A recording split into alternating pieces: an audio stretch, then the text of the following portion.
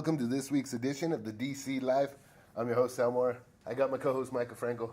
We're uncensored. And yes, we are, and for very good reasons. This weekend was Bellator, World Series of Fighting, UFC. We're going to jump right into it. As always, it seems like every week's a packed week for fights. Bellator happened. Kimbo and Dada, Kenny Shamrock, and Royce Gracie. Micah, let's just start at the top of the card. You want to start at the top? Royce and Ken. Royce and Ken. Interesting fact that they mentioned on TV if you were listening. Royce Gracie was allowed by the commission in Texas to not wrap his hands. He wrapped his wrists. He fought with no tape around his hands. Dangerous for striking. He really threw no punches on the feet, a couple kicks. They got into the clinch. They exchanged knees. From a second angle, because the angle they showed live, you have Ken Shamrock's back on Spike TV. The third bout replay you see in the exchange of knees, Royce lands a left knee to the groin. The cut moves around. Ken fires back a right one, then feels the effects of the one that was landed by Royce. Turns his back, gets taken down, and a couple hammer fists from Mount by Royce finishes it off. Referee Jacob Montalvo, in my opinion, missed the groin strike, needed to give Ken Shamrock his couple minutes to recover. It's just Ken Shamrock nature. There's going to be a controversy every single fight. So in your opinion, there was a knee shot to the groin. There was, and there was such a delayed reaction that I think him not feeling the effect right now ineptly hurt him, that the ref was like, what? No, that was so long ago. It was a delayed reaction. The foul should have been called. It was a nutty fight. Because what an amazing thing. That right there, officially, is Royce's first finish, TKO, KO, ever. Think about that. This guy's been fighting since UFC 1.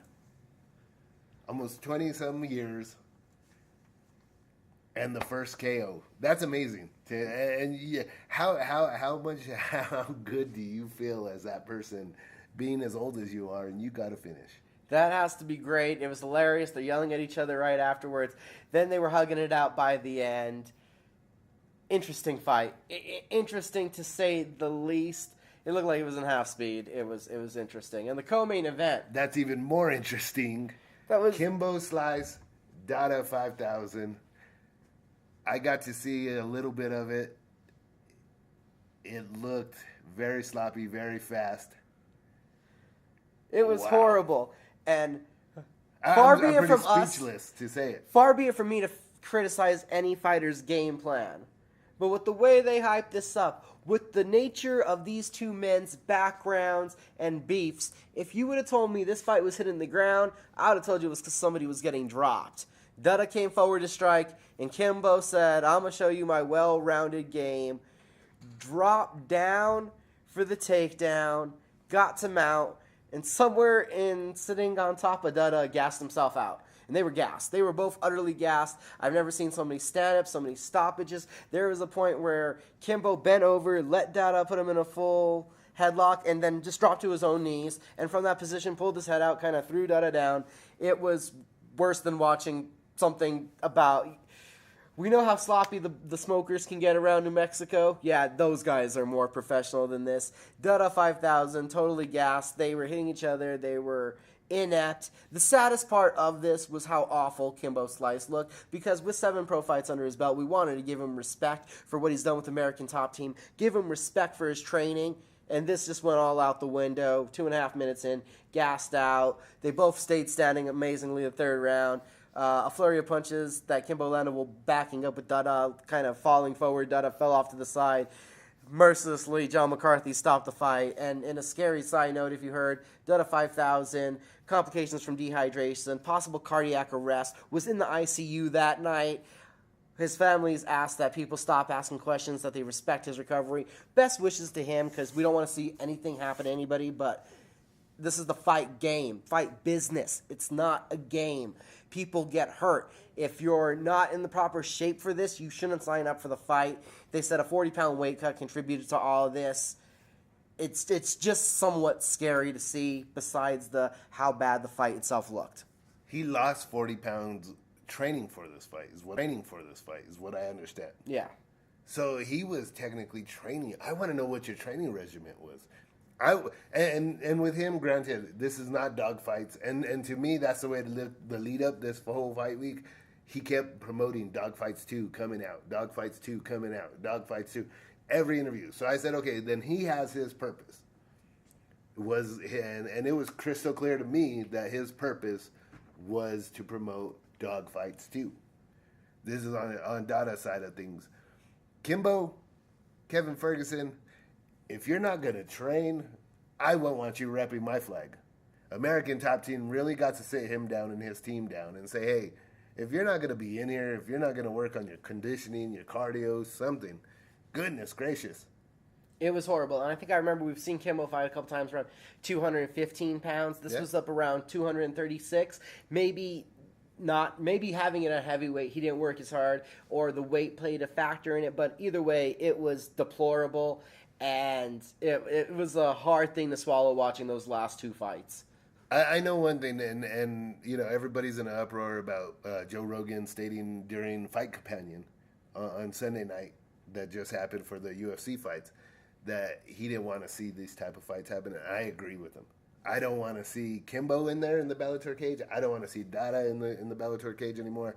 It's time for Royce and Ken to hang it up, and we need to see more of like the Phil Davis fight. You know, those type of fights, those type of events where you're going to see these guys go in there and compete against each other. Younger and more seasoned veterans in the sense of here and now, present day seasoned veterans, Benson Henderson.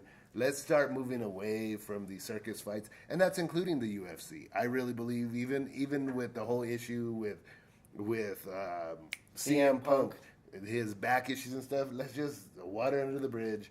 He can come out for fan days and stuff, just like Bellator does with their guys. They bring out the wrestler, I forget his name, the Olympic gold medalist. Kurt Angle. Yeah.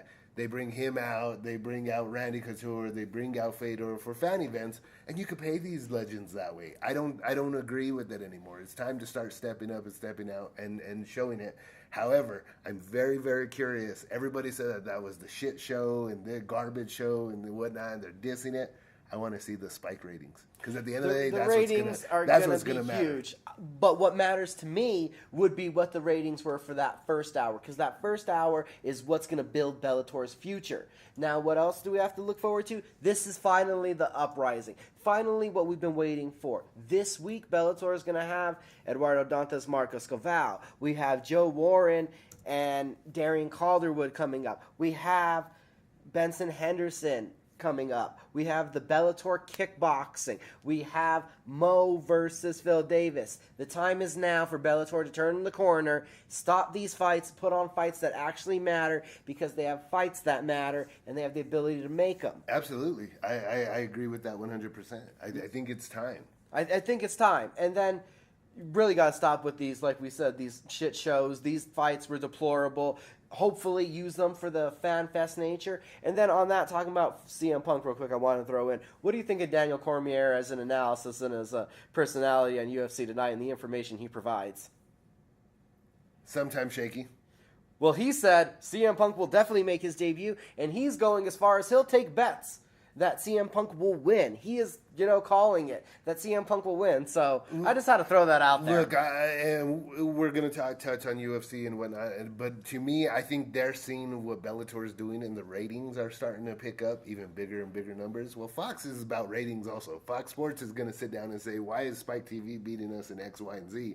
We need these type of ratings. What are we going to do to make these ratings happen? Because guess what? Your contract is ending, and we're hearing it's a nice new deal that they're going to be doing with Fox, like in the multi-millions of dollars of deal that they're going to sign with Fox TV, the cable channel itself and whatnot. So you gotta show me the numbers. You gotta show me the ratings, because they gotta justify selling those advertisements. It's all business all the time, whether it's and I hate to say it, but I was sitting back and I was thinking, I was like, you know what? This is sports entertainment. This is not sports. Yeah, no. That's where I've been getting sickened lately. This is no longer a sport. It's a sport entertainment, And pretty soon you're going to see guys talking about drinking beers and class beers and clasping them together and running outside the cage because they're going to make a name, because that's what's going to sell the pay-per-views. You got the Sage, you got Connor already talking trash to the whole roster, and he's doing the whole WWE spiel. He took Chael Sonnen's persona and multiplied it by 1,000,000, and that's what you're getting right now. But you still got to cater to those hardcore fans and whatnot. And I understand you're going to have an entertainment side of it, but you still got to have it, make it, don't draw that line where are we questioning whether it's sports entertainment or is it a legitimate sport? It's too blurred right now. There's too many things. That was Bellator. That was Friday night. I'm going to touch real quick on Saturday. There was 2 big turnouts there, and Chris Gutierrez stole a split decision from Timur Aliev. A really questionable call by the refs. First round, could have really canceled each other out. Valmore had the takedown. One good right hand from Gutierrez. The second round, Timur stayed on top the entire round, obviously won that round. And the third round, he was pressuring, landed an abundance more leg kicks, and one real great combination as compared to Gutierrez. Landed 2 good combinations. We went to the judge's decision, split decision for Gutierrez, who was overwhelmed and so surprised. Him and his corner were celebrating like they just won the lottery, crying, running around. The judges gifted them one hard. Well, Mike Winklejohn in the corner with the Dagestanis were just puzzled as to how that third round was not scored for them when they doubled up, tripled up in strikes, and were pushing the pace the entire time. Also in the main event, that co-main event winner, Chris Gutierrez, will meet the winner of the main event. That was Marlon Moraes defending his bantamweight title against Joseph Benares. Benares got kicked about 10 times in the leg, got a calf injury, went down, 113 of the first round. Moraes is a dangerous, dangerous fighter, and Gutierrez has a lot on his plate. That was Saturday, WSOF. They did a little bit. Now we're leading up to Sunday, right? Yes, real quick, Tamar from Jackson Wink's camp here in Albuquerque, New Mexico. Where does he go from there inside the World Series of Fighting cage? Hopefully his contract's up and he can go somewhere else. He just got robbed, and he should be a title fight. The dude is he's the second best bantamweight they have. He should be fighting Moraes. It was a hard robbery to swallow. I don't know where he goes from here because I'm not too current on the WSOF roster. Now let's move on. UFC Fight Night 83.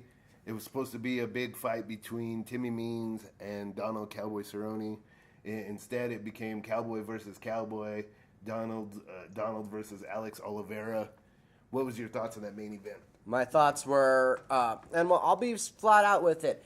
On Combat Sports Weekly, we did our predictions. I picked Oliveira. I thought he could get it done early and quick. He hit Cowboy with some hard shots. He took him into the clinch. He was hurting him to the body. He was moving him around. He was the bigger, stronger fighter. And then they hit the ground, and Cerrone hit that mounted triangle, rolled him over, a Sage North cut, quick tap from Oliveira. And how did the ref not see the tap the first 10 or 15 times? I'm not quite sure. But that's how we know it was that quick that Oliveira didn't go out. So it was a strange ending. Cowboy gets the win. And he said, hey, they just offered me this fight at 70. I don't know where my next fight's going to be. I think the UFC saw, and hopefully he did, it should be back at 55. Yeah, I mean, he fought another blown-up 155er. He looked like he was struggling with him standing up-wise, trying to hit a takedown for a little bit. And granted, Cowboy's a slow starter. We all know that he's that slow of a starter.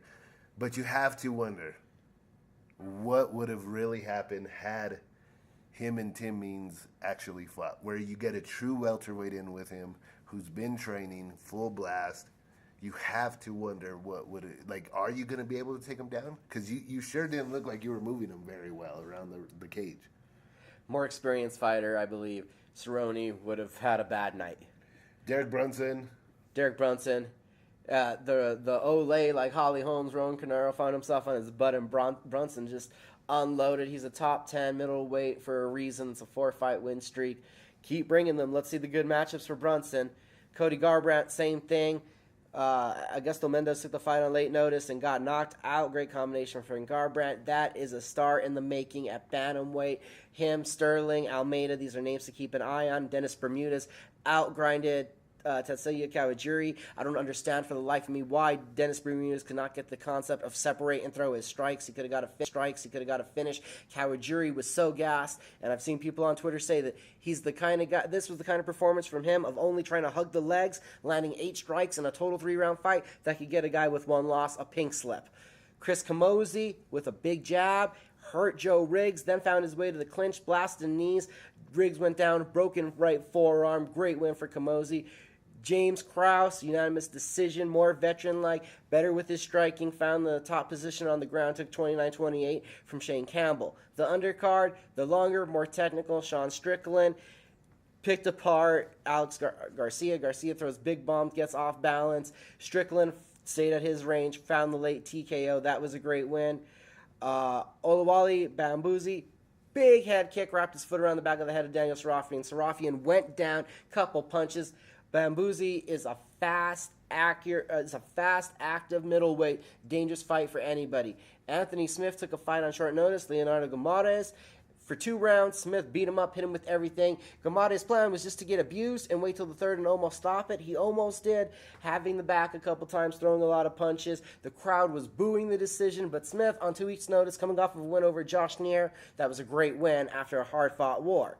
Nathan Coy beat Jonathan Webb, unanimous decision. Webb beat him up in the first round, was able to get around him, then somehow went and played the grinding game with the grinder, found himself on the bottom. Ashley Evans Smith, in a split decision, beat Marion Renault. It was a mix-up of strikes, and Smith with a couple timely takedowns, her first octagon win.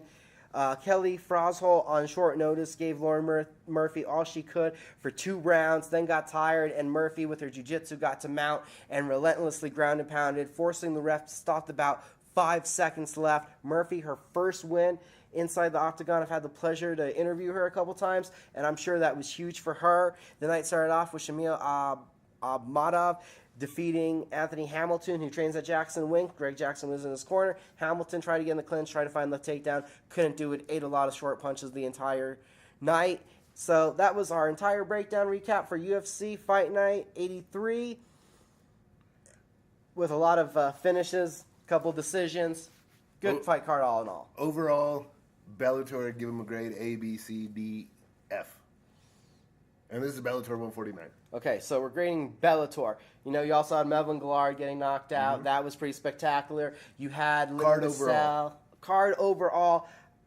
It's a C. It's a C. You want to say it was an A, almost a B with those first 3 fights, but the co-main event bring it down to a D. And I guess the main event, just seeing the legends in there, bring it back up to a C. So that was a hard one to swallow. Want the same thing for the UFC? That was a solid B card with a lot of top prospects, some good finishes. The Kawajiri Bermudez fight, like I said, was hard to watch, but all in all, it was entertaining for the most part, hard fought back and forth. So we got a B level UFC Fight Night 183, or I'm sorry, UFC Fight Night 83. And then we got a C level Bellator 149. Again, to bring that up, Bellator has to get rid of these circus fights. They're bullshit fights. They're bullshit fights, whether they're in Bellator, UFC, World Series of Fighting, RFA, or on a local scene. They're all bullshit fights. We got to get rid of those. We got to start moving away from the sports entertainment side of things and move it more back into it's a real legitimate sport.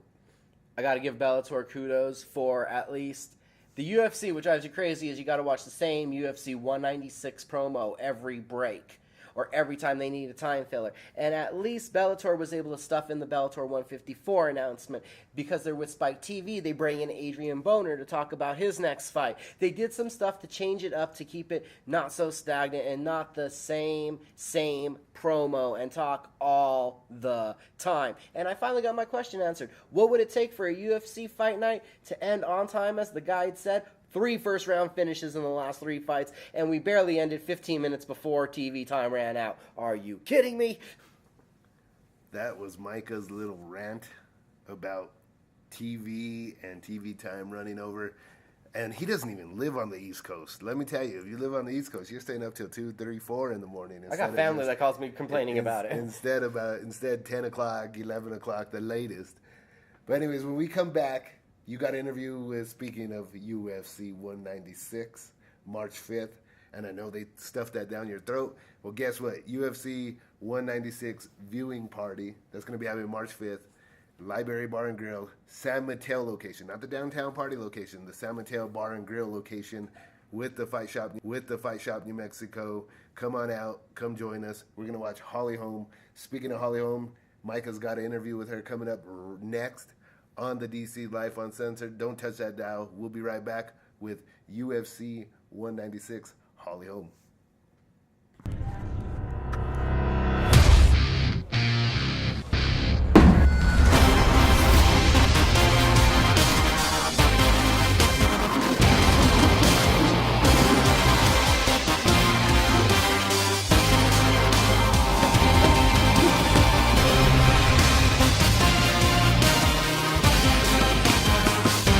The Fight Shop New Mexico in the Montano Plaza Shopping Center, located off Coors and Montano.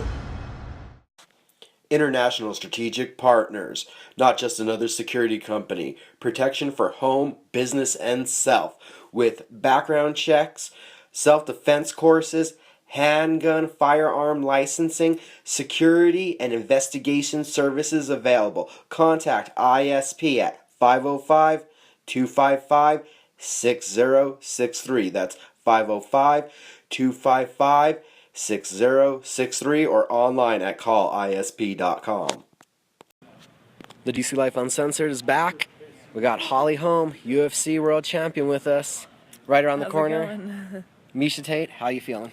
I feel good. It's just, I'm at the grind right now, a lot of hard work, training every day, and that's just what my focus is right now. And there's a lot of things that I've even put on the back burner until after the fight because I just want to focus on this fight.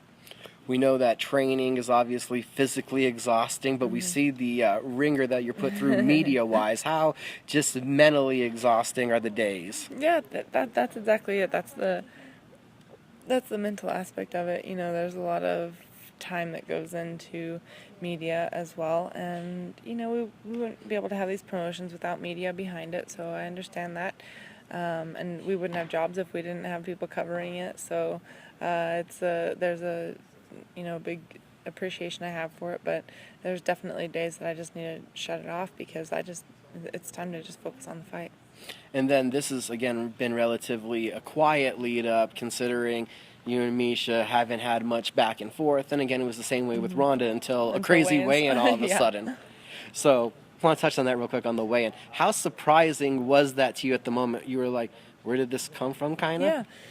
I didn't, it definitely surprised me, but it was fun. I mean, it's go time. It's just, I thought, what, she's in it. She's emotionally in it. She's ready to go. So I'm right here. And then last time I saw you, everyone saw you, the whole town, and then there was the press conference afterwards. There was a lot of talk about just the UFC running you around, a lot of media. Mm-hmm. So what was it like when you were finally able to stop doing all that and get back to training? Because we know that's what you wanted. It was awesome. And then there's, of course, some people that just stop by the gym, and it's like, sorry guys, but I just don't do that here, because that's where I want my kind of quiet time to be, my sanctuary. That's basically my office. So to get in there and do that, there's been a lot of media inside and outside of the gym, and so it's just been I think that's been the biggest challenge. But I'm really fortunate that our team and everything is kind of like, nope, we shut things down here because it's all about the fight, and all this wouldn't be going on if it wasn't for the fight. And when it all comes down to it, it's all about the victory. So that's what we need to focus on. And I feel like everybody's very supportive and understanding of that, and I'm very thankful for that. We know out in Australia when you won, the family, the coaches, the staff that was with you there, that had to be really emotional. But when you got back here to New Mexico, you got to the gym and you saw the team, people like Conrad, the people that put in time, what was that like? Oh, that's just, moments like that you can't even explain. It's like, those are the people that put in the literal blood, sweat, and tears with you. So I feel like those moments are just like, just a deep breath of fresh air, like, oh, thank you. We did it. Now, coming for the Misha Tate fight, we look at it, striker versus grappler. A lot of people are, this is different than Ronda. She's going to come and bring at you with the wrestling. We know your game plan pretty much. We've seen you doing your striking forever. But what's a nuance of this fight that people are overlooking? Well, I keep getting better. I'm becoming a well-rounded fighter. And in the last fight, you know, Ronda put me in a lot of situations that were not in striking. You know, there was a lot of attempts of putting me on the cage, putting me on the mat, going for an armbar. So I think that people are seeing that I do have other things that I can rely on. So I think that's the biggest thing for me, is to believe in it myself, to know that I've trained so hard in those situations, and to really push forward with it. And, you know, I know that I have this stand up there too, but any punch can end a fight, whether it comes from me or her. So, you know, you can go a whole fight and be technically beating someone, and then they land just the right shot. You look at knockouts, they're not necessarily the hardest shot of the night. They just hit just right. So even though she's known for her wrestling, I still know that watch out for those hands. You know, something might come. Many years, we know way back, there was a Keith Jardine card you were on, so you were bouncing back and forth between boxing. So there was a long time awaiting you fighting Ronda. But for you, was there a long time also waiting fighting Misha, because she was a Strikeforce champion? She was at the pinnacle of the women's division also at one point. Yeah, I felt like that was somebody that I would get to, you know, later on. I didn't know that I would be fighting Ronda before Misha. I felt like it would have been the other way, but I don't know. I guess I didn't really think about it too hard either. But yeah, this was something that didn't seem to be like, you know, when I started MMA, it wasn't like, you know, I saw Ronda as being my next fight. But I do feel like it still came soon, which is great. I mean, what am I waiting for, you know? And then with all this, how are you able to step back and enjoy these moments? You know, sometimes I'm running around all the time, and just sit down and take a deep breath and just take it all in. I'm actually going to Mexico after a month after my fight, and I'm really looking forward to just kind of taking a deep breath. And my focus is to want to win the fight, because that'll make that trip a lot more fun. So I have a weird way of thinking things like that. Like, that trip's really only going to be fun if I have a victory, so let's put the hard work in now. Makes everything a lot nicer, right? Yes. The victory celebration. Yeah. And then the victory celebration last time, what was that like for you, being on the trolley, going down Central, and then seeing the mass of people cheering your name in Civic Plaza? Oh my gosh, that was just unbelievable. Took my breath away, you know, gave me chills. Brought a lot of tears of joy. It brought a lot of emotion. I mean, who's really ever got to experience that? I really don't even know. Some of the greatest fighters in history, I don't think have had something like that. So I just think about that and think that's just, you know, that was intense, you know, and that's a big deal. So. And then you've been our local star for so long. You talked about, you know, somebody in Times Square, you know, Yeah. Hey, great fight, Holly. Yeah. How is it now going from this local star to this mega star?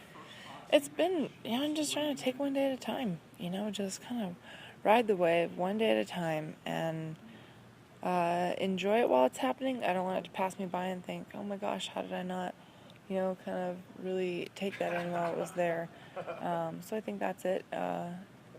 Take it in while it's coming, but don't get, you know, I don't want to be so asphyxiated on thinking excitement from the last fight that I'm not focusing on training for the next fight. So it's kind of a balance.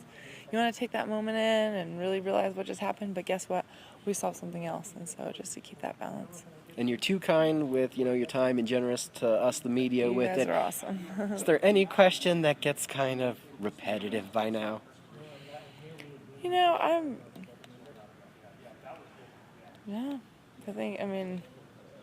I guess sometimes when people just say, so are you training hard? It's like, well, What else would I I be would doing? hope so. I would hope so.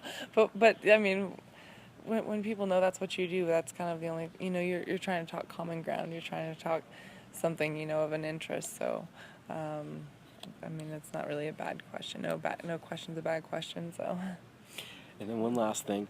A lot of people, if you don't know Holly Holmes, you don't know how funny she is, how bubbly she is around the gym and stuff. So when you saw Ronda, do you think, I bet I could do some Saturday Night Live hostings and skits myself, just because we see your personality and your joking side? You know what? If I was going to do Saturday Night Live, I think I would want to do it back in the day when it was like Chris Farley and Adam Sandler. Nothing against Saturday Night Live, but if I had my pick, I would want to do it back with them. That would have been fun.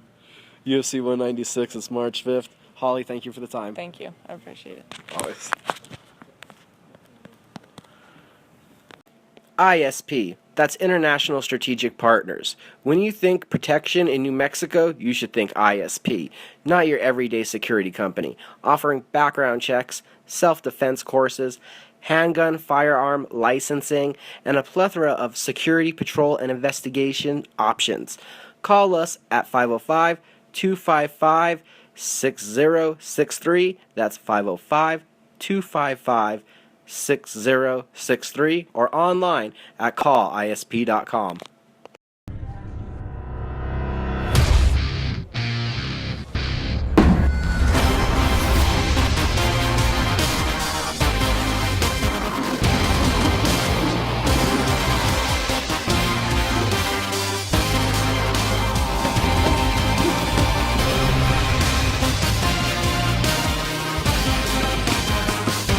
The Fight Shop New Mexico in the Montano Plaza Shopping Center, located off Coors and Montano. Welcome back. That was Michael Frankel's interview with UFC 196 co-headliner, UFC champion Holly Holm from Albuquerque, New Mexico. I'm excited. Again, the Fight Shop New Mexico will be at the Library Bar and Grill on San Mateo watching UFC 196 viewing party March 5th. Pay-per-view starts at 8 o'clock. Prelims start at 6 p.m. Drink specials, good food. It's the bar and grill. Everybody is welcome. It's not the downtown party one. It's the San Mateo location of the library in Albuquerque, New Mexico. The Fight Shop New Mexico brings that to you. Right now, we got to touch on the local scene. We got the CageMinds.com. And just as busy as the national. We're hugely busy. It's ridiculously busy, and it's a good thing. Micah, you're going to go ahead and take it over. You had Havoc in Hobbs on Friday. You had a boxing event up in northern New Mexico on Saturday. You were the traveling man. Break it down for us. Well, myself and Gomez Photoworks, you check it out on Facebook. There's going to be a lot coming up. We were out in Hobbs, Havoc and Hobbs. Jamie Galloway started off the night. Talented bantamweight, got a unanimous decision win. Billy Vergren, big ground and pound throwing down. Elvis Gals got a rear naked choke. Austin Verms withstanded some big offense, got hit hard, got put on his back, found the triangle choke. My submission of the night, it was slick after getting hurt. You had Eric Montoya taking a split decision win in a hard-fought battle, and then in just one of the most... There was so much raw power in the cage. Alex Navarro proves to 6-0, handing Nathan Croder his first amateur loss via the split decision. Blood spraying everywhere, heavy hands, slamming takedowns. That was one of the best amateur fights that we could possibly see all year. You also had Saren Wernstein against Audrey Sanchez. Wernstein really pressed the pace, put on the pressure, used her strikes, was able to get a split decision victory in a fight that I thought it would have been unanimous for her. We also had Michael Andrews in the pro side of the card, start off with some big punches, get on the inside, picked up with a double leg and slammed Richard Cruzero down for the TKO. Cruzero just screaming out in pain. Ruthless takedown. You normally don't see the finishes with those. And Jarrell Spanningberg ended the night with a rear naked choke of Angel Castillo, who fell to the ground with the longer limb fighter. Angel Castillo, starting off his career 0-4, left his gloves in the cage and announced his retirement afterwards. Spanningberg, hometown hero out there, 1-0 now, starting off his pro career. That was Friday night and Saturday. Then we headed up to Camel Rock Casino, where there was Rumble at the Rock 2. Started out the night with Maurice Oliveira from Brazil taking on Michael Benga. Benga nearly gassed out. Benga was working the head, working the jabs, swelling up both eyes of Oliveira. Oliveira, beautiful body work. It was a tight back and forth fight. Benga, the much older of the two, it looked like he was going to gas, but he held in there, got the split decision victory, barely by the skin of his teeth. Then the kid that we all want to compare to Johnny Tapia, Matthew Griego, came out there, a much longer fight than his first one. This one, people got all the way into the second round. Ricky Lacefield didn't seem to be too impressed at the first. They were both jiving. There was a lot of moving, but Griego is just too elusive to get hit. Short hooks, bursts, swelling around the eyes of Layfield. In the second round, a bloody nose, a big uppercut, and Layfield got dropped with a hook to the body, could not recover. That's 2-0 for the young Matthew Griego. Joshua Greer kept his distance, used his jab, picked apart Gabriel Braxton in what was one of, well, the longer feeling fights of the night. And then we went on a run of greatness. Jose Luis Sanchez, moving up a weight class, stepped in there, hit Ambrosio Batista with a big jab, and then followed off with a flurry of hooks. Left hook hit in the head and dropped Batista. Ended the fight 34 seconds in a round one. 6 punches landed. In the fight of the night, in my opinion, just a wild backyard-looking brawl. No defense. Flurries of hooks swinging. It was, oh my gosh, entertaining but horrible to watch if you were the corners. Amberly Trujillo and Denisha Lopez fought to a majority draw. It was back. It was forth. It was everything you would think a street fight would look like in a ring, though. It was amazing. It was something for viewing pleasure. It had the crowd going nuts. Jason Sanchez defeated John Herrera, and that's amazing. And it was a first-round knockout for Sanchez. Herrera doesn't go down for much. Herrera has fought Alex Holguin, one of the Holmes brothers, to decisions, hard-fought decisions. This was not hard-fought. Jason Sanchez blew through him, and Jason Sanchez then afterwards, you can catch it on the Cage Minds Facebook page, made it apparent he wants Brandon Holmes next, calling out a fellow New Mexico undefeated fighter. That one, something else that should happen, just like that Patrick Holmes Jr. and Alex Holguin fight should happen. That's rumored. We had a co-main event, and I said it was going to be Bull versus Matador if you looked at my preview for the fight. The Bull, David Proa, tried to land big hooks, gassing throughout the fight, though, as it went on. Xavier Pacheco working off his jab, keeping his movement, won a majority decision. Proa landed some big shots, couldn't find the finish. Too much output, too much technical ability from Pacheco, who's won his third straight now under the Legacy banner and keeps improving his ability and skills. And in an awkward main event, Raymond Chacon took a split decision from Tony Valdez. I'm not the boxing guy, but I did have several other authorities around me that said the scores were right, that it was about 5 rounds to 3 for Chacon. Chacon was the faster, more elusive fighter, but there was very few and far between on connections. A lot of tackling, a lot of bouncing into each other and clinching. It was an awkward fight. So my fight of the night, Trujillo versus Lopez. My knockout of the night, Luis Sanchez. And the fighter of the night, performance of the night, Jason Sanchez, getting that win because no one stops John Herrera. A lot of boxers are jealous of that one out here. Now we jump back to the MMA cage. King of the Cage announced that over the weekend as well. It got a little bit busy, and we'll announce it more and more that they're going to be coming back to the Albuquerque area, Embassy Suites downtown. I believe that's going to be happening March 19th. March 19th, Embassy Suites. We're talking King of the Cage fight game with a 130-pound main event. Timbo Slice, Tim Sosa, a former amateur King of the Cage flyweight champion, taking on the only one loss but hasn't been in the cage in about 15 months, Jimmy the Brick Flick, who has 5 of 7 wins by the submission. Also returning to the cage, we haven't seen him in a while, John Rosema. Importantly, Rock'em Sock'em is moving up to 170 pounds. We've seen him all the way, I believe, at AAA MMA down to 145 pounds. Big move up from a guy who's been doing a lot of strength and conditioning, taking on Mario Ramos, who in my checking into, I could not find him from Mike's Martial Arts Share Dog Typology, but we were told that he's from Texas. He has a 5-2 record. Also confirmed for the card, announced by the promotion, Cynthia Sin Arceo, the King of the Cage amateur strawweight women's champion, will be back defending her title, opponent to be named. Now we also got a couple fighters, Jamie Hinshaw, Josh Morales, Chris Rojas, Kyle Sparks, Ryan Sparks, are fighters who have on social media and through other outlets have said they will be a part of the card, but this is unconfirmed by the promotion. And as always, card is subject to change, but King of the Cage, March 19th, those 2 fights at the top, the co-main event, the main event, a title fight for the amateurs. I'm sure it's going to be a stacked card. Should be a great night of fights. King of the Cage, the longest running promotion here that we've had in Albuquerque area, longest running promotion, one of the longest running promotions in the world, right? In the world, period. Even longer than the UFC. At one time, they were the top dog. So, always good night of fights there, always exciting. The guy would hope, and I'm gonna campaign for it to get on the card is Maurice or Marquise Smith.